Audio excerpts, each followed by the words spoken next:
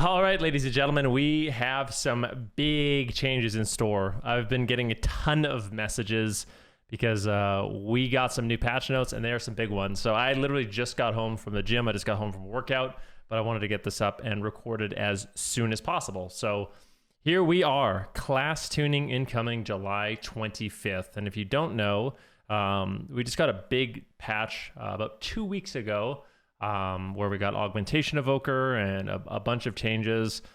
Obviously, augmentation has been really strong. You know, balance druids have been really strong. Unholy DKs got buffed. Holy paladins got buffed and slightly nerfed. And lots of crazy stuff has happened, but it seems like this is where the brunt of the changes are going to be. There's a bunch of them. So let's go through them. I have not looked at these yet, so this will be my initial reaction to the changes.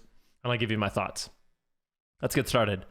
In response to player feedback and internal data, we've developed the following class tuning changes to address several over and underperforming classes. These adjustments will be applied to the live game and scheduled weekly maintenance on Tuesday, July 25th in this region. Classes: Death Knight, Blood. All ability damage increased by 10%. Guardian, Druid. Ursoc's Fury, Absorb Shield, reduced to 50%. Okay, so they nerfed, or they buffed Blood DKs, and this is tank stuff. Don't care. Augmentation Evoker. This is also tank stuff. So let's see. Augmentation is overperforming in dungeon and is doing less direct damage than intended relative to the power of buffing effects. These adjustments will increase their personal damage in all situations and moderately reduce the effectiveness of their buffs in dungeon content. Close as Clutch Mates now causes Ebon Might and Breath of Eons to be 20% more effective when not in raid. Fix the bug where Close as Clutch Mates would not increase the Evoker's damage done via Ebon Might for periodic effects such as Fire Breath. Ebon Might now increases Evoker's damage done by 20%. Oh, okay. That's nice. Good consistent damage buffed. Eruption damage increased. That's big. So Evokers actually have big consistent damage buffs here. Fate's Mirror Chance occurred, reduced to 15%. Aspect's Favor amplifies Black Attunement to 10%. Maximum health was 1016. Okay.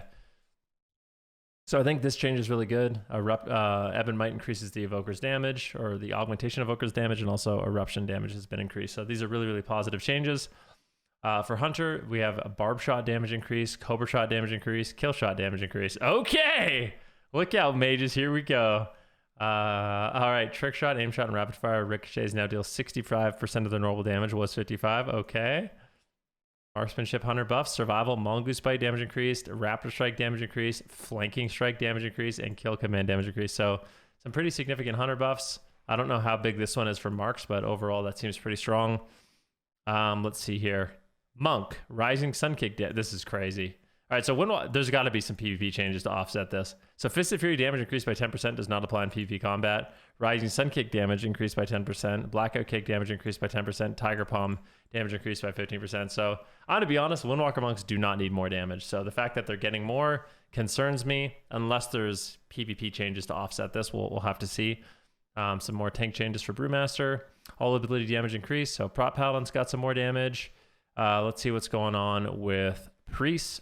Luminous Barrier absorption increased by 30%. Psychic Link net causes now direct damage spells to inflict 15% of the damage on all targets affected by your Vampiric Touch. Was 25, so a little bit of a nerf there. Void Spike damage to enemies within 10 yards was reduced by 30%. Devouring Plague damage increased, not buffed in PvP. Mind Blast damage increased, not buffed in PvP. Void Bolt damage increased, not buffed in PvP. They actually just completely PvP multied out everything. So Shadowpriest got a bunch of PvE buffs, and all of them were canceled out, which makes sense. I mean, Shadowpriests are very good. Prayer Mending now costs 10% of base mana. Oh my god. Power of Life now costs 10% of base mana. Renew now costs 8% of base mana. Okay. Restless Shaman Healing increased by 5%. The range of Restorative Mist Healing from Ascendance is now 40 yards. Wow. Okay. The initial Burst Healing. Okay, so the Burst Healing remains at 20 yards, but the Restorative Mist AoE. All right, and then Prot Warrior damage got increased. So interesting changes. I'd say Hunters are the big winners there, Monks as well, but let's see what happens when we look at PvP. There are a few additional PvP-specific changes that we have planned for next week. We're still discussing specifics. We plan to update this thread on Monday with further details. Druid, Balance, New Moon, Half Moon, and Full Moon no longer deal increased damage in PvP. Makes sense. Alkin Adept now reduces cast time by 10%. High Winds no longer reduces the target's healing and damage. Whoa, High Winds now reduces the target's healing damage by 15% for 3 seconds instead of 30 for 6. So I feel like you might still use this, but maybe not. 15% is still not bad. I mean, it's not nearly as broken as it was, but it's not bad. So I'm curious. Umbral Embrace now increases damage of Wrath and Sunfire by 15%. Was 20. So they actually nerfed Wrath and Starfire, which is weird. I feel like those would be the spells that you'd want to buff, but okay. Let's look at Augmentation. Ebon Might increases the Evoker's damage. Oh, sorry. Ebon Might's increase to the Evoker's damage is no longer 40% more effective in PvP combat. Makes sense because they just buffed it. Eruption damage is now increased by 25%. Was 50%. Okay, so they offset some of the changes. Upheaval damage is now increased by 25%. Okay, so that's actually a buff. The damage bonus from Tectonic Locust is now reduced by 70% in PvP. Okay, all healing done is reduced by 10%. Dream Projection healing done is reduced by 25%. The absorption from Molten Blood is reduced by 30%. Born in Flames now lasts 3 seconds, was 6 seconds. Burnout from Born in Flame is no longer dispellable. Hey! Fine. I really like stealing them on my Arcane Mage, but these are good changes for Evoker. Consistent damage went up a little bit. Overall healing got nerfed, which I think is good. They're a little bit too tanky, so I'm pretty thankful that these changes are in. I think that's a good start for Evoker without overdoing it. We're increasing Barb Shot's bleed damage as we like to decrease the damage differential between attacking high armor and low armor targets. For Beast Mastery, Barb Shot damage is no longer decreased in PvP combat, was reduced by 10%. Okay. Mage, holy shit, Mage has got a lot of changes.